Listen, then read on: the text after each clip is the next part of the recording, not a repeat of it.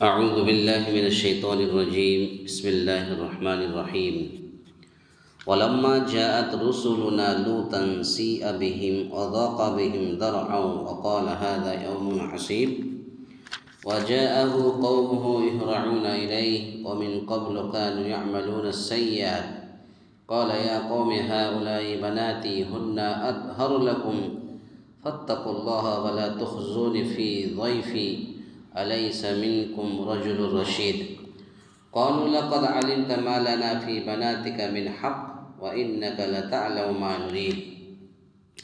اللہ رب العالمین نے ارشاد فرمایا وَلَمَّا جَاءَتْ رُسُلُنَا، جب ہمارے بھیجے ہوئے فرشتے حضرت لوط کے پاس پہنچے تو وہ ان کی وجہ سے بہت غمگین ہو گئے اور دل ہی دل میں تنگ ہونے لگے اور کہنے لگے کہ آج کا دن بڑی مصیبت کا دن ہے۔ وَجَاءَهُ قَوْمُهُ يُهْرَعُونَ إِلَيْهِ، اور اس کی قوم دوڑتی ہوئی اس کے پاس آ پہنچی، وہ تو پہلے ہی سے بدکاریوں میں مبتلا تھی۔ لوط علیہ السلام نے کہا کہ اے قوم کے لوگوں، یہ ہیں میری بیٹیاں جو تمہارے لیے بہت ہی پاکیزہ ہیں، اللہ سے ڈرو اور مجھے میرے مہمانوں کے بارے میں رسوا نہ کرو، کیا تم میں ایک بھی بھلا آدمی نہیں ہے؟ قالوا لقد علمت ما لنا فی بناتک من حق، انہوں نے جواب دیا کہ تو بخوبی جانتا ہے کہ ہمیں تو تیری بیٹیوں پر کوئی حق نہیں ہے اور تو ہماری اصلی چاہت سے بخوبی واقف ہے۔ اس آیت کریمہ کے اندر فرشتے حضرت لوط علیہ السلام کے پاس آئے اور کیا کہا اسی کا ذکر ہے۔ حضرت لوط علیہ السلام کی اس سخت پریشانی کی وجہ مفسرین نے یہ لکھی ہے کہ یہ فرشتے جو آئے تھے حضرت لوط علیہ السلام کے پاس، یہ نوعمر نوجوان کی شکل میں آئے تھے جو بیریش تھے، یعنی بغیر داڑھی کے تھے، بغیر چہرہ چھڑا ہوا تھا۔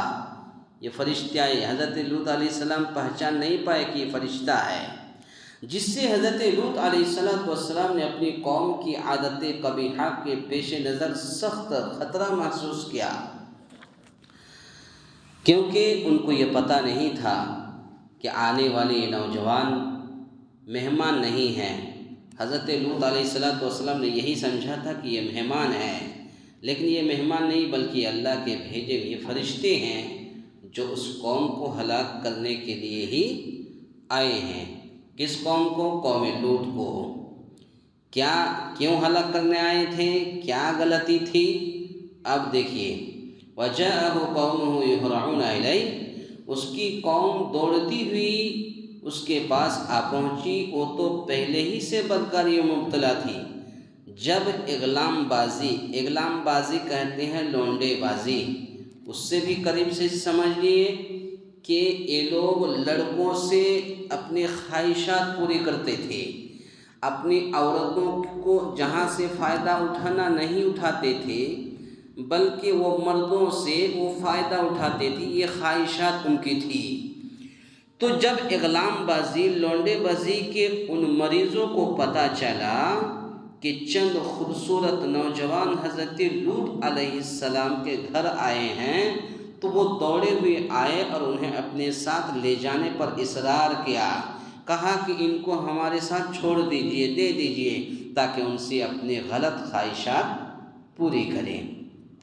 یعنی اگر جنسی خواہش کی تسکین مقصود ہے تو اس کے لیے میری اپنی بیٹیاں موجود ہیں، تم جس سے فائدہ اٹھانے کے لیے اللہ رب العالمین نے حکم دیا ہے وہاں پر فائدہ اٹھاؤ تم، لیکن جن سے تو ہماری بیٹیاں ہیں جن سے تم نکاح کر لو اور اپنا مقصد پورا کر لو، یہ تمہارے لیے ہر طرح سے بہتر ہے۔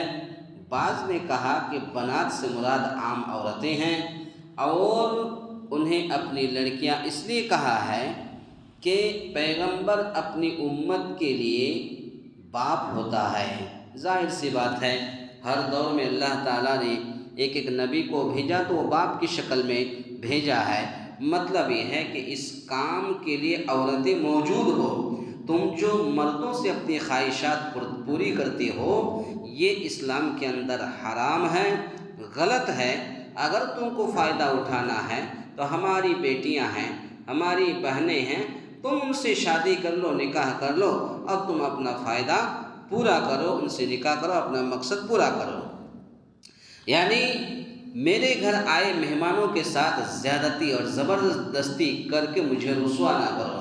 حضرت لوط علیہ السلام کے پاس جو مہمان آئے تھے تو حضرت لوط نے اپنے قوم کے لوگوں سے کہا کہ دیکھو میرے پاس جو مہمان آئے ہیں ان کے ساتھ زیادتی زبردستی نہ کرو اور مجھے رسوا نہ کرو، مہمان کی عزت کرنے دو.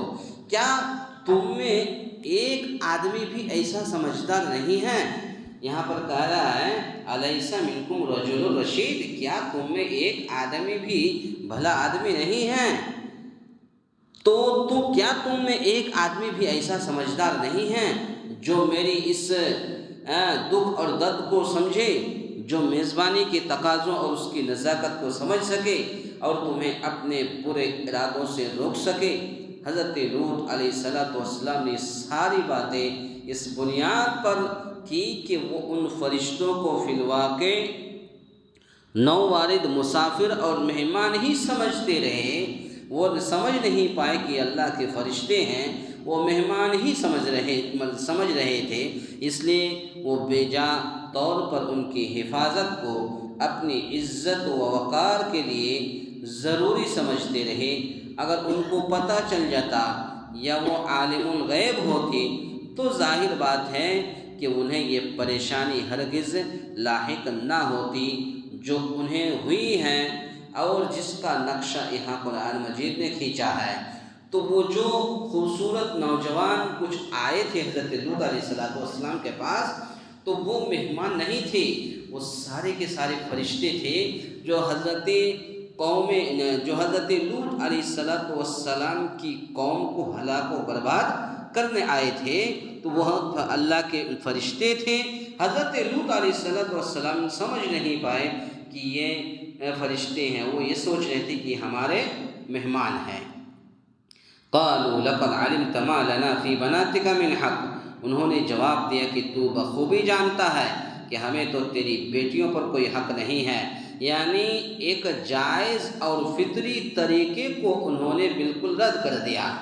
جو جائز طریقہ ہے جس سے فائدہ اٹھانا ہے ان کو رد کر دیا، اور غیر فطری کام اور جو اسلام میں حرام ہے اور غیر فطری کام اور بے حیائی پر اصرار کیا، جس سے اندازہ لگایا جا سکتا ہے کہ وہ قوم اپنی اس بے حیائی کی عادت خبیثہ میں کتنی آگے جا چکی ہے اور کس قدر اندھی ہو گئی تھی کہ اس کو جائز طریقہ اور صحیح راستہ اس کو معلوم نہیں ہو رہا تھا، وہ برے راستے ہی میں جا رہے تھے.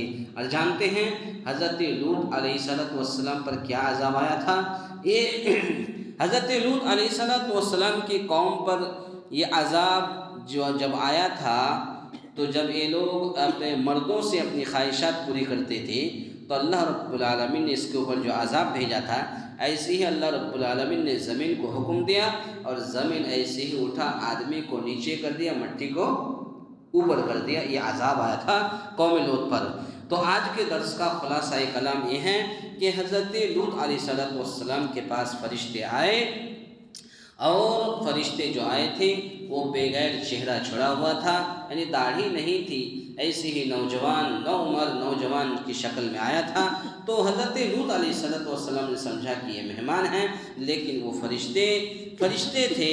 اور اس کے علاوہ بھی چند خوبصورت نوجوان حضرت لوط علیہ السلام کے گھر آئے تھے، تو وہ بھی مہمان نہیں تھے، وہ فرشتے تھے جو حضرت لوط علیہ السلام کی قوم کو ہلاک و برباد کرنے آئے تھے. اللہ تعالیٰ سے دعا ہے یا الہ العالمین ہم تمام مسلمانوں کو کہنے سننے سے زیادہ نیک عمل کرنے کی توفیق عطا فرمائے. آمین. اقول قولی ھذا استغفر اللہ لی ولکم ولسائر المسلمین واستغفروہ انہ